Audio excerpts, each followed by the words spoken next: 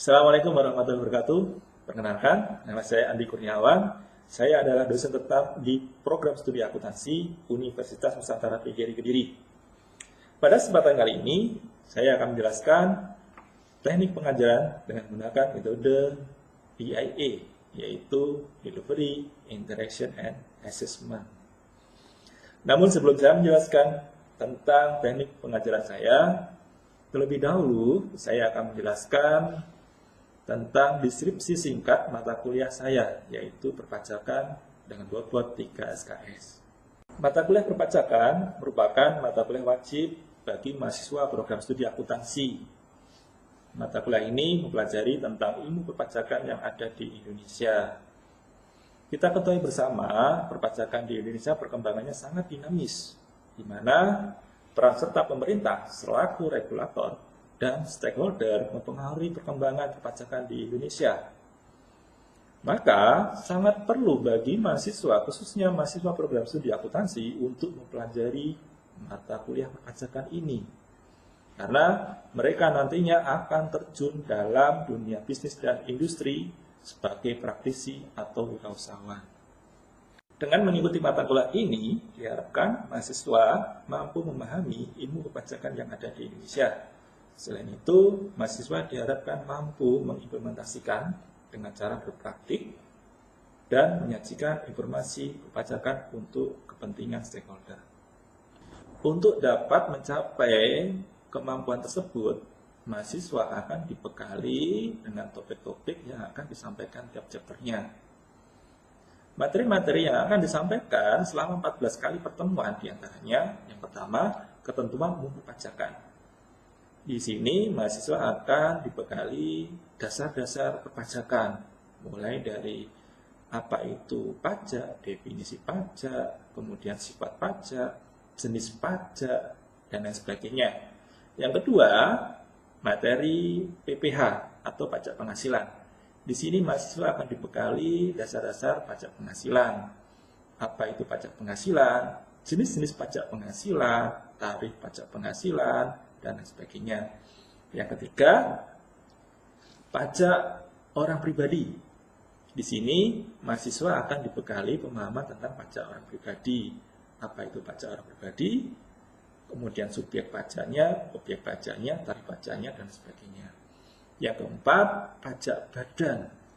Nah, pajak penghasilan badan di sini mahasiswa akan dibekali pemahaman tentang pajak penghasilan badan.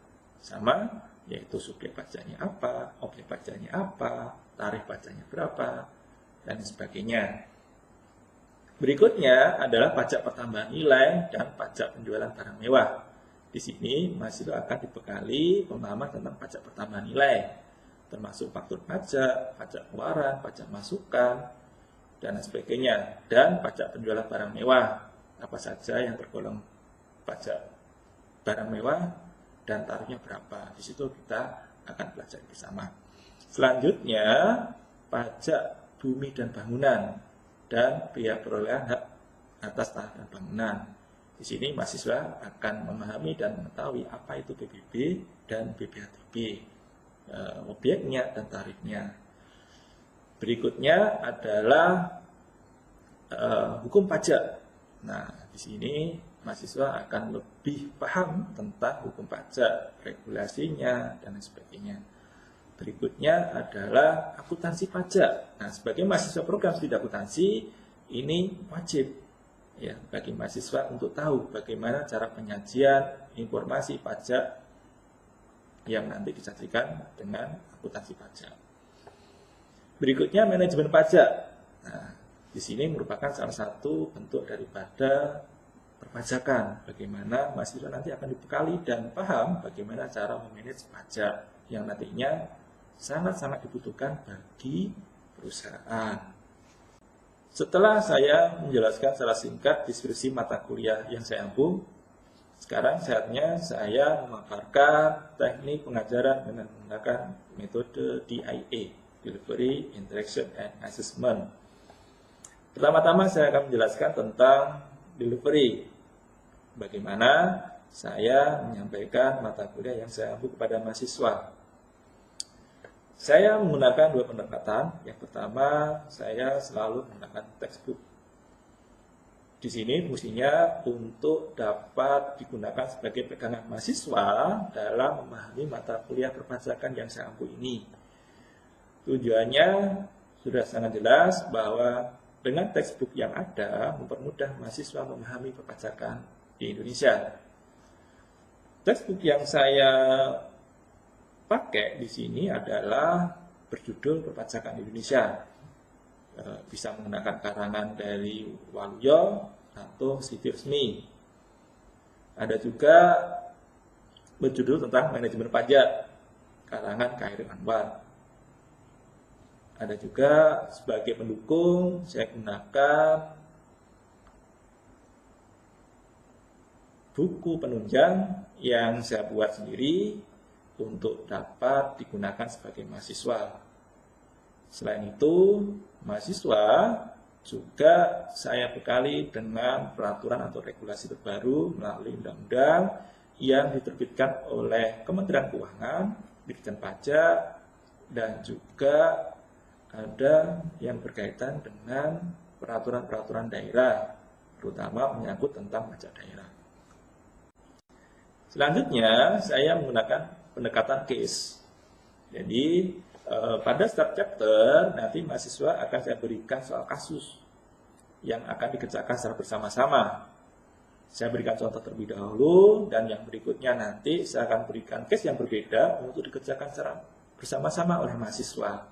Tujuannya adalah mahasiswa mampu mengimplementasikan materi yang ada pada soal kasus yang saya berikan. Dan nantinya akan saya tunjuk secara random untuk dikerjakan. Yang tujuannya adalah supaya mahasiswa mempunyai kesiapan dalam melakukan presentasi hasil penghitungan yang mereka lakukan. Sehingga saya tahu bahwa mereka mempunyai kesiapan yang maksimal untuk dapat menyelesaikan case yang saya berikan. Berikutnya, interaction. Bagaimana saya berinteraksi dengan mahasiswa? Saya menggunakan dua metode, yaitu sinkronus dan asinkronus, atau dalam hal ini blended. Karena dalam hal ini masih di masa pandemi, maka saya lebih dominan menggunakan online, yaitu menggunakan media Zoom atau Google Classroom atau menggunakan media lain yang mendukung, termasuk menggunakan vClass, aplikasi yang ada di universitas. Berikutnya, assessment. Bagaimana cara menilai mahasiswa? Sebelum perkuliahan dimulai, pada pertemuan pertama biasanya saya selalu mengajukan kontrak perkuliahan yang saya sampaikan. Di dalamnya juga meliputi bagaimana bobot penilaian yang akan saya lakukan kepada setiap mahasiswa. Di situ ada persentase-persentase yang akan diketahui mahasiswa. Apa saja kriteria penilaian dan bobot penilaian yang akan saya berikan kepada mahasiswa, termasuk unsur kehadiran, unsur penugasan, unsur ujian tengah semester, unsur ujian akhir, dan lain sebagainya. Tidak cukup di situ, saya juga akan memberikan penilaian berdasarkan keaktifan mahasiswa. Selain penilaian sebagai penambah, dan juga saya memberikan punishment bagi setiap mahasiswa yang tidak mengikuti prosedur perkuliahan yang sudah ditetapkan sebagai bentuk kedisiplinan bagi mahasiswa yang mengikuti mata kuliah saya. Nah, saya kira itu teknik pengajaran yang saya lakukan menggunakan metode DIA. Selanjutnya, saya akan memberikan contoh singkat melalui video Zoom proses pembelajaran mata kuliah perpajakan. Selamat menyaksikan.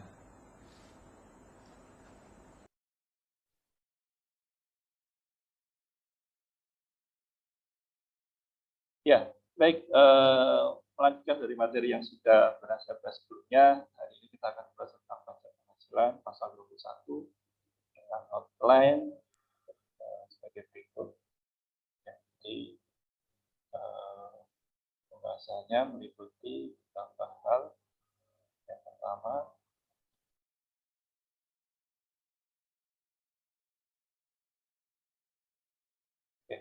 kita akan bicara tentang objek pemotongan BPH pasal 21, kemudian pemotongan BPH dan penerimaan listrik yang dipotong BPH, penghasilan yang dipotong BPH pasal 21, penghitungan BPH pasal 21, contoh penghitungannya, kewajiban pemotongan, kewajiban penerimaan penghasilan, dan sanksi administrasi atas keterlambatan pembayaran atau penyetoran dan pelaporan pajak penghasilan.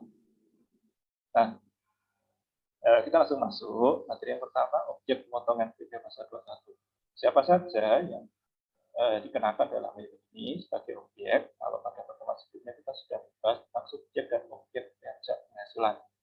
Jadi pajak penghasilan itu macam-macam, ya. Ada pajak penghasilan pasal 15, 17, ya, 21, 22, 23, 24, 25, 26, 27, 29, ya. Nah, ini kita masuk ke pokok pembahasan yang pertama, yaitu BPH pasal 21, perorangan. Ya, di mana objeknya adalah gaji, upah, honor, tunjangan, dan pembayaran lain dengan apa dan dalam bentuk apapun.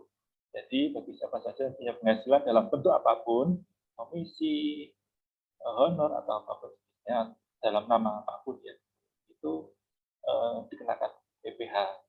Ya. Jadi atas pekerjaan, jasa, dan kegiatan. Ada dua macam, yaitu subjek pajak dalam negeri dan subjek pajak luar negeri. Kalau subjek pajak dalam negeri, artinya dia punya penghasilan di Indonesia. Orangnya tinggal di Indonesia, penghasilannya di Indonesia. Nah, ini SPDN, pasal 21. Atau orangnya di luar negeri, tapi punya penghasilan di Indonesia. Nah, masuk SPDN. Berikutnya yang kedua, subjek pajak luar negeri. Nah, objeknya adalah BPH pasal 26. Jadi, dia warga negara Indonesia yang punya penghasilan di luar. Nah, di BPH pasal 26. Oke, saya lanjutkan. Ya, pemotongan BPH dan penerima penghasilan yang dipotong BPH. Siapa saja? Yang pertama, pemotongnya adalah pemberi kerja. Jadi, karena sudah saya jelaskan pada pertemuan sebelumnya bahwa pajak itu self assessment. Jadi diisi sendiri, disetorkan sendiri dan dibayar sendiri. Namun dalam hal ini tidak menutup kemungkinan pihak lain, terutama pemberi kerja. Nah, pemberi kerja ini bisa memotong. Jadi ketika kalian terima gaji itu bersih, ya sudah dipotong Pak.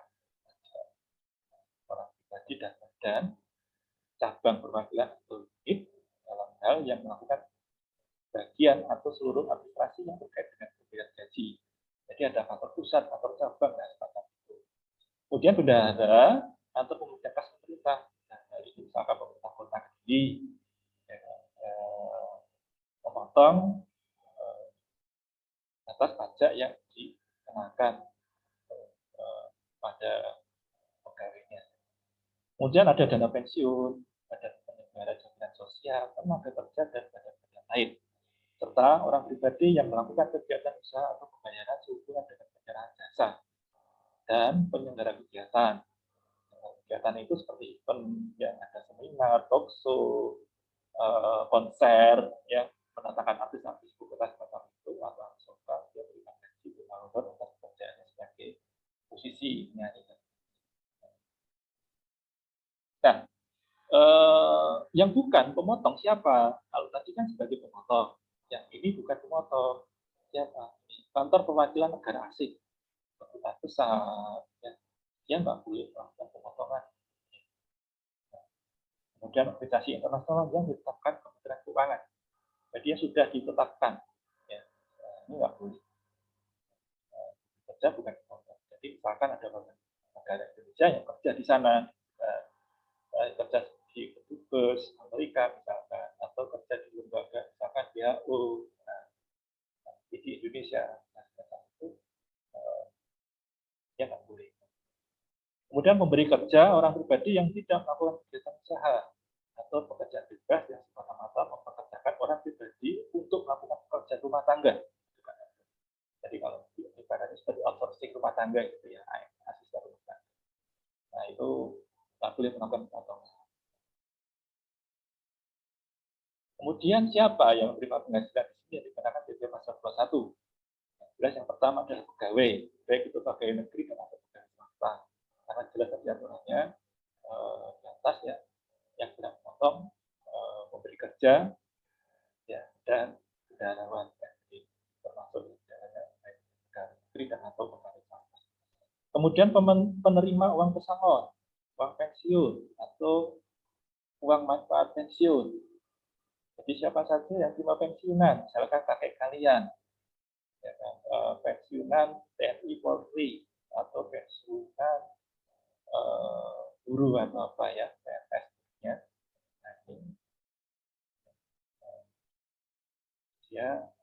Nah, dia bukan pegawai, artinya dia tidak punya keterikatan kontrak, keterikatan dinas, tapi dia dipekerjakan di situ. Anggota Dewan Komisaris atau pengawas yang tidak merangkap sebagai pegawai dalam suatu perusahaan ada Dewan Komisaris dan pengawas yang digaji atas jabatannya, tapi dia tidak merangkap sebagai pegawai. Kemudian mantan pegawai, terutama mantan pegawai, jadi dia kan sudah tidak digaji. Yang dimaksudkan di sini adalah dia masih dipekerjakan, tapi statusnya bukan pegawai lagi. Jadi kerja lepas, gitu ya. Dia masih dipekerjakan tapi statusnya bukan. Kemudian peserta kegiatan, jadi kalau peserta perlombaan, dia dapat honor, ya,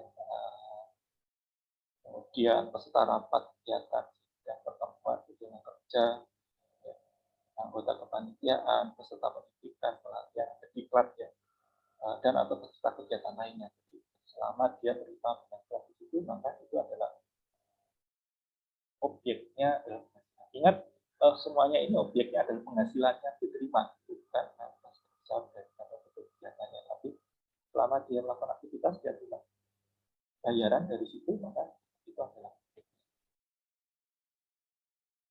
Nah, penghasilan yang dikenakan pada pasal 21 menjelaskan penghasilan pegawai tetap, penghasilan yang dikenakan di pasal 21, penghasilan pegawai tetap, baik teratur maupun tidak teratur. Teratur itu bulanan dia pasti terima, jumlahnya sama. Yang tidak teratur itu dia kadang terima, atau dia tiap bulan terima, tapi jumlahnya tidak sama. Misalkan ada bonus, ya kan, kamu sudah capai target bulan ini sekian, misalkan 50, kemudian bulan berikutnya 25. Nah, karena nggak teraturnya target yang dia peroleh, sehingga bonusnya diberikan tidak, atau diterima 6 bulan sekali. Nah, kemudian penghasilan penerima pensiun secara teratur, khusus pensiunan dia terima teratur. Uang pesangon, pensiun, tunjangan hari tua, jaminan hari tua, dan sekaligus yang pembayarannya melewati jangka waktu 2 tahun. Jadi misalkan 3 tahun. Ya, nah itu bisa. Ya. Tapi kalau juga kurang dari 2 tahun, maka ya, kenanya kita. Kemudian penghasilan pegawai tidak tetap atau kerja lepas. Nah, kemudian imbalan kepada bukan pegawai, imbalan kepada peserta kegiatan, dan imbalan kepada Dewan Komisaris atau pengawas yang bukan merangkap sebagai pegawai tetap, kepada mata pegawai dan penarikan dana pensiun dari pegawai, termasuk natura dan atau kecepatan dari wajib pajak final, wajib pajak normal penghitungan di kasus jalur pasal 15. Ya, selanjutnya penghitungannya bagaimana? Jadi kalau tadi sudah diketahui subjek objeknya, maka kita masuk pada mekanisme penghitungan. sistematika perhitungannya semacam ini. Jadi kalau dia pegawai tetap, ya, maka komponen pertamanya adalah berapa gaji yang diterima, berapa tunjangan yang diterima, berapa premi yang diterima, yang dibayarkan pemberi kerja. Kemudian dikurangi dengan, jadi pegawai tetap ini statusnya dia terima penghasilan secara teratur, ya, setiap bulan dia terima. Beda kalau yang harian, mingguan, nah itu beda lagi nanti. Nah ini khusus yang pegawai tetap yang bulanannya dia selalu terima. Kemudian dikurangi dengan biaya jabatan 5% dari penghasilan bruto dengan maksimal 6 juta per tahun dan 500 ribu per bulan. Jadi nanti biaya jabatannya itu dicari dari 5% dikalikan dengan ini, penghasilan bruto. Ya. Ketemunya berapa per bulannya? Kalau ketemunya ini, berarti ditulis ini maksimal. Tapi kalau lebih, misalkan ketemunya 600, maka maksimal ditulis 500. Ya. Kemudian iuran pensiun, THT atau JHT yang dibayar sendiri. Jadi ini kasusnya adalah misalkan karyawan atau pegawai yang bersangkutan itu bayar sendiri. Nah itu boleh diakui sebagai pengurang penghasilan. Nah, jadi kalimat di sini dikurangi dengan itu adalah segala sesuatu yang bisa dikurangi atau segala sesuatu yang bisa sifatnya mengurangi penghasilan. Ya, kemudian dikurangi ya setelah dikurangi ketemu penghasilan bersih per bulan. Setelah itu baru dikalikan 12 per setahun. Nah, setelah setahun kan baru kita cari PTKP. PTKP itu apa? Penghasilan tidak kena pajak. Nah, jadi yang tidak kena pajak berapa? Jadi penghasilan netonya dikurangi dengan PTKP. Kemudian ketemu penghasilan kena pajak. Syarat mutlaknya ketemu penghasilan kena pajak bila mana penghasilan itu lebih besar daripada PTKP. Kalau penghasilan netonya lebih kecil daripada PTKP, maka dia secara otomatis nihil, tidak dikenakan pajak. Ya, itu syaratnya. Jadi kalau misalkan penghasilan kalian masih di bawah PTKP, syaratnya hanya lapor saja, seperti pada pertemuan sebelumnya. Jadi kita hanya lapor saja bahwa lapor penghasilan saya masih di bawah PTKP.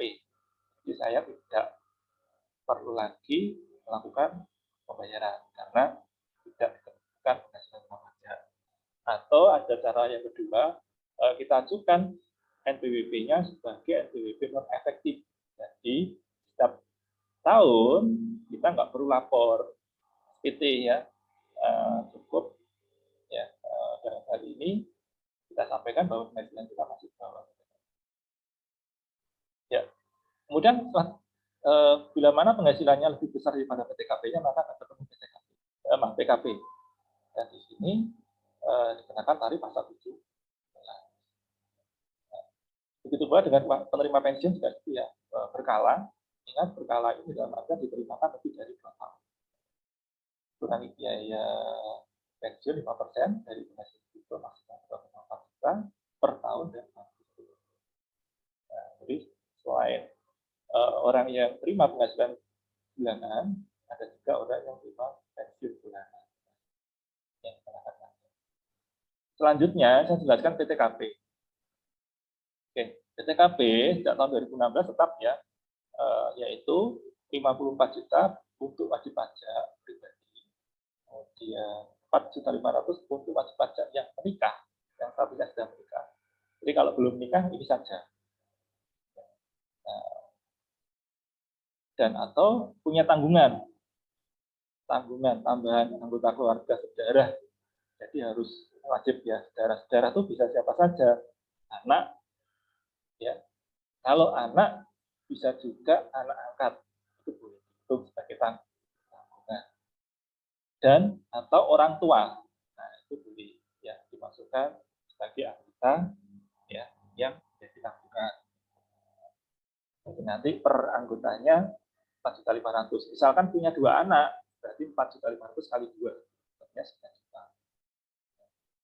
Jadi kalau misalkan ilustrasinya untuk diri sendiri 54 juta, ditambah statusnya menikah 4.500.000 berarti 58.500.000, ditambah 2 anak 9 juta, Berarti 58 ditambah 9. Sebetulnya 67500. Itu PTKP-nya. Nah, pada kasus yang ini tadi 67 juta ya. Kalau penghasilan netonya misalkan 65, sedangkan PTKP-nya 67, berarti itu deal. Tapi kalau misalkan penghasilan netonya 100 juta, sedangkan PTKP-nya 67 juta, maka itu bisa digunakan Pak. Ya, nah, itu berapa penghasilan kena pajak dan berapa.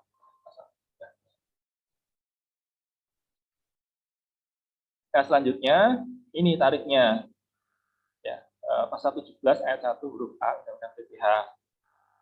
Nah, ini ya 5% sampai dengan 50 juta, kemudian 15%. Jadi sampai dengan 50 juta ya, kalau misalkan 40 juta, berarti hitungannya 5%. Namun kalau misalkan akan 60 juta atau 70 juta, berarti ya misalkan 70, yang 50 juta itu dikalikan 5%, yang 20 juta sisanya dikalikan 50.